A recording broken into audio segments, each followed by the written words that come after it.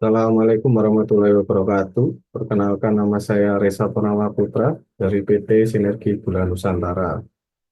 Di sini saya akan menyampaikan video segmen modul kepemimpinan. Perbedaan pemimpin dan manajer.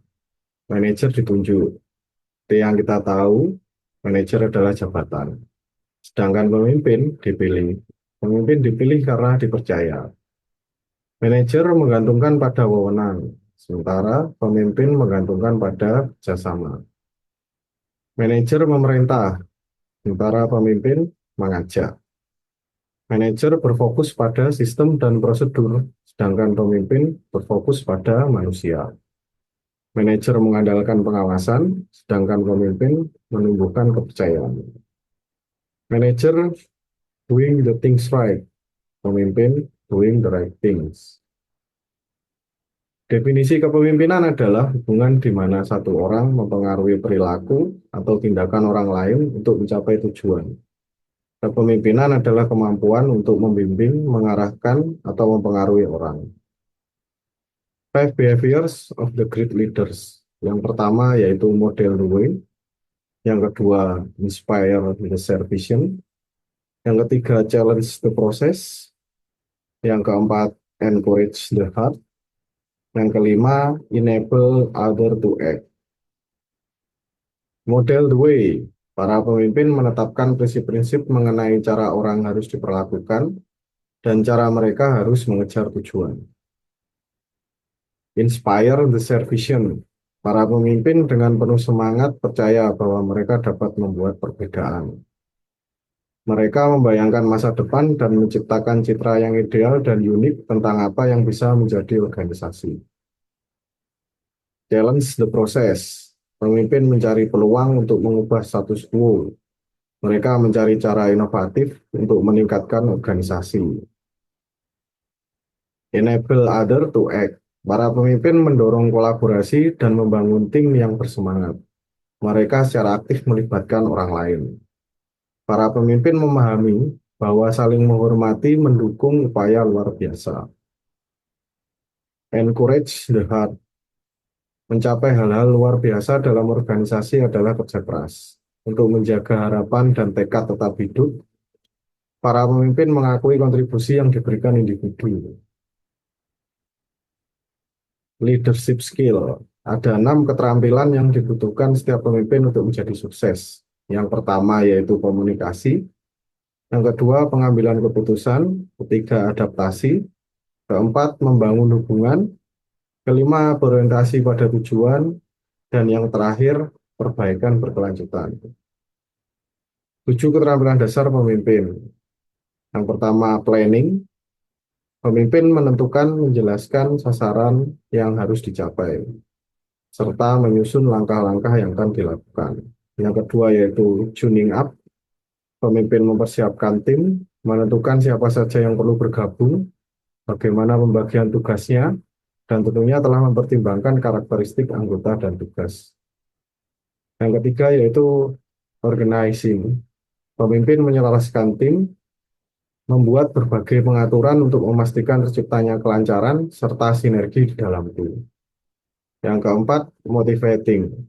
Pemimpin memberikan semangat dan inspirasi kepada tim, memberikan apresiasi, serta menunjukkan keterbukaan terhadap saran dan kritikal. Yang kelima, changing. Pemimpin memastikan berjalannya perubahan dengan menginisiasi perubahan, mengawal, dan memberikan dukungan tim untuk melalui perubahan dengan baik. Menyelesaikan hal di luar harapan dengan fleksibel. Yang keenam, supervising. Pemimpin memonitor capaian dengan melakukan intervensi, mengambil putusan dengan seksama untuk menangani penyimpangan atau peluang perbaikan. Yang terakhir yaitu caring quality. Pemimpin melakukan perbaikan berkelanjutan untuk kualitas, melakukan eksplorasi untuk menentukan potensi perbaikan, serta menjaga standar kualitas agar selalu dipenuhi. Efektivitas tim. Ciri tim efektif ada 4. Yang pertama yaitu kesatuan tujuan. Seluruh orang di dalam tim harus menyepakati tujuan bersama, menyelaraskan tujuan individu dengan tujuan tim, Yang kedua yaitu pembagian tugas yang baik. Setiap orang menjadi pribadi amanah dan profesional terhadap tanggung jawabnya. Setiap orang memiliki kompetensi yang tepat untuk menjalankan peranannya, serta memastikan seluruh tanggung jawab yang dibebankan diselesaikan dengan baik. Yang ketiga, sinergi antar anggota tim.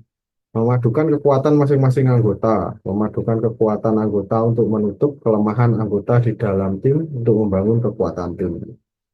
Yang keempat, koordinasi dan keselarasan. Anggota tim saling berkomunikasi untuk mengkoordinasikan dan mengatur pelaksanaan aktivitas dan alokasi sumber daya di dalam tim untuk memastikan seluruh proses berjalan dengan lancar dan efektif. What is followership? Followership adalah kapasitas atau kemampuan seseorang untuk menerima dan mengikuti arahan atau kepemimpinan. Hal ini dapat mencakup kapasitas kognitif, yakni kemampuan memahami arahan dan menerjemahkannya dalam aksi konkret, serta kerelaan untuk menjadi pendukung bagi ketetapan yang ditentukan pemimpin. Why followership is important? Kualitas kepemimpinan dan kualitas followership sebenarnya sama pentingnya dalam menentukan kesuksesan tim. Kesuksesan tim memang ditentukan oleh kepemimpinan, namun kualitas pemimpin hanya akan dapat terwujud dengan optimal pada kondisi yang mendukung. Kondisi tersebut adalah para pengikut yang menerima dan mendukung kepemimpinan dengan sepenuh hati. Resolusi konflik. Konflik sendiri diartikan sebagai benturan atau pertentangan antar individu yang timbul akibat dari beberapa faktor sebagai berikut. Yang pertama adalah perubahan organisasi. Yang kedua yaitu komunikasi yang tidak efektif. Yang ketiga, bentrokan nilai dan budaya. Yang keempat, bentrokan personality. Yang kelima, kebijakan dan ketentuan di tempat kerja atau pedoman di tempat kerja. Yang keenam, yaitu pertentangan manajemen. Yang ketujuh, kompetisi dalam mencari sumber daya yang langka.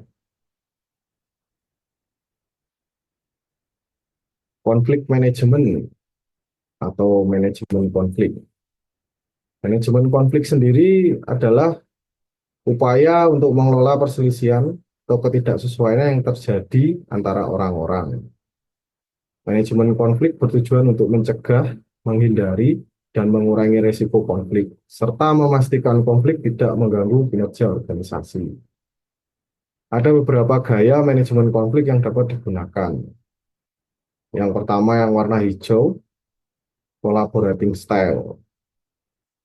Collaborating style sendiri dapat diartikan sebagai gaya yang menggabungkan sikap asertif dan kooperatif dengan tujuan bekerja sama untuk mencari solusi yang memuaskan semua pihak. Gaya yang kedua yaitu competing style. Competing style sendiri dapat diartikan sebagai gaya yang mengutamakan output daripada hubungan dan cocok digunakan dalam bersaing dengan kompetitor. Gaya yang ketiga berwarna orange, compromising style.